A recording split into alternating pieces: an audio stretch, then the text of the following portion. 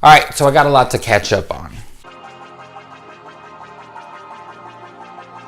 Justice League, the Avengers of the DC Comic Universe. Directed by Zack Snyder and Joss Whedon. Written by Chris Terrio and Joss Whedon. Starring Ben Affleck, Gal Gadot, Jason Momoa, Ezra Miller, Ray Fisher, and a whole bunch of other cast members that have been in other DC movie universe, making small appearances here and there. Batman, now filled with guilt from the death of Superman, is out trying to recruit new members for a super team, senses an impending threat in the form of Steppenwolf, who comes back to Earth after many centuries to try to track down 3 mother boxes. With the help of Wonder Woman, they go out and recruit Aquaman, Flash, and Cyborg to create the Justice League and put a stop to this otherworldly threat. So this movie went over a very troubling production, to say the least. Reshoots on reshoots on reshoots. Zack Snyder had to respectfully bow out from the director's chair over family issues. I will not mention them, but my heart goes out to him and his family. Joss Whedon, who came in to do some rewrites to the script, fills in for Zack Snyder, and you can tell the difference. So let's go through the good stuff that's in this movie, right? For one, the cast. Ben Affleck, in my opinion, is still a very formidable Batman. I think he matches up with Christian Bale as far as I'm concerned. Gal Gadot shines once again as Wonder Woman. These two really look good in their superhero counterparts. Now, it's been a long-running rumor for over a year of whether Ben Affleck wants to stay as Batman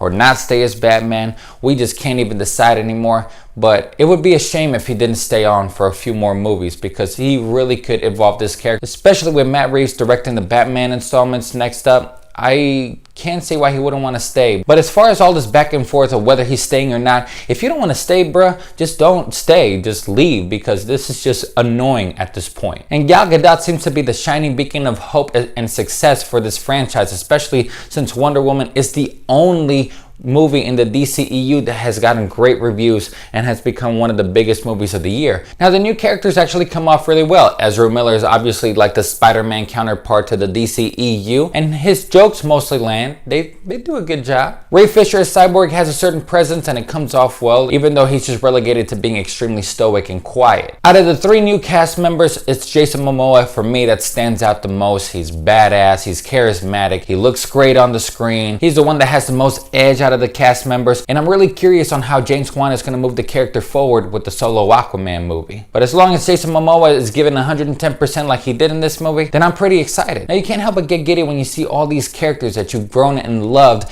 get together in a live action movie and work together and fight together in a big screen. You can't help but just get excited. You're like, oh my god. It's like the Avengers, you know, but Batman is more iconic over a lot of the characters in the Avengers. Wonder Woman as well. It's pretty cool. Now let's move on to the nitty gritty. This movie is a mess from start to finish. It's an extremely short movie because of the Warner Brothers mandate. They forced this movie to be, with credits, just only 2 hours long. Right there, they already fucked up. How are you gonna introduce so many characters in less than 2 hours? It wasn't the running time that killed Batman vs. Superman. It was Martha. Save Martha! Why did you say Martha? And because of the short running time, now we had to cut Cyborg's backstory. Aquaman barely gets any backstory. Flash, even less so. All these people's backstories and side characters are relegated to just barely even a cameo. Even the pace of the movie suffers. You just feel like you're getting rushed and rushed and rushed and rushed into the next scene and the next scene and the next scene, just so we can get to the super expensive, super fake looking CGI blowout. Another thing is, you can definitely tell when it was a reshoot and when it was Zack Snyder's original work. Joss Whedon used a different cinematographer altogether. Joss Whedon's light tone doesn't really mesh well with Zack Snyder's, and you can tell,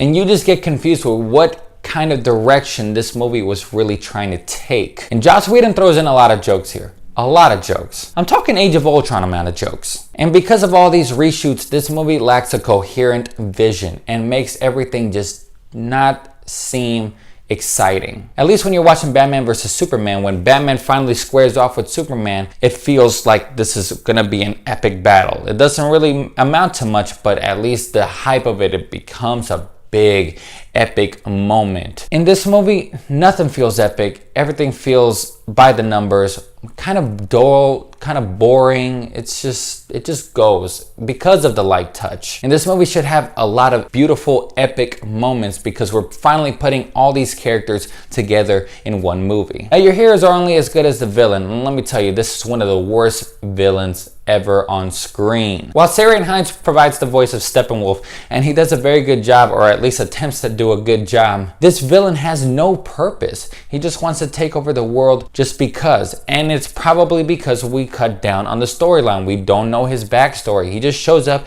to kill people, take the mother boxes, and destroy the world. Woo. Been there, done that. And this movie tries to wow us with his little Easter eggs and tidbits thrown around this movie. Oh, Green Lantern's over here. Oh wow, Gotham, Commissioner Gordon. Oh wow, the mascara's back. But it doesn't amount to much when there's no backstory at all to these characters. And that's where DC missed the mark. They just don't have a guiding force like Kevin Feige and Marvel in the DC world, so it keeps just getting messier and messier by the flick. Now, it's no secret that we're expecting the return of a certain superhero. And if you were surprised that he makes an appearance in this movie, I'm sorry, but it was all over the media, reporting over the fact that we had to digitally take off his mustache for the reshoots. But Henry Cavill comes back as Superman. Now, his comeback is at first very wonky and very awkward, but once Henry Cavill settles into the Superman character, he actually really becomes the Superman character, which is actually one of the standouts for me in this movie. He actually feels like Superman for the first time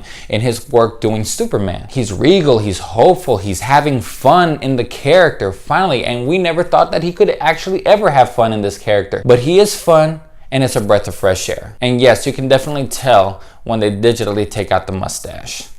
I remember when Man of Steel and Batman vs. Superman came out, and they were just trying to make a more down-to-earth, realistic, but epic way of introducing Batman and Superman and this Justice League. And they really took that approach even with Wonder Woman, and it worked. In this movie, it doesn't have that at all. It just became completely cartoonish, which is probably coming from Joss Whedon's rewrites. The direction that Zack Snyder was trying to take the DCEU was trying to be just epic and more darker, if you will. But now, thanks to this movie, that's all thrown out the window. This movie is extremely cartoonish, and it's just not taken seriously whatsoever. And I can't help but feel like they were just trying to make Batman look bad in this movie, like just goofy. The CGI is extremely more noticeable in this movie. It's a lot faker.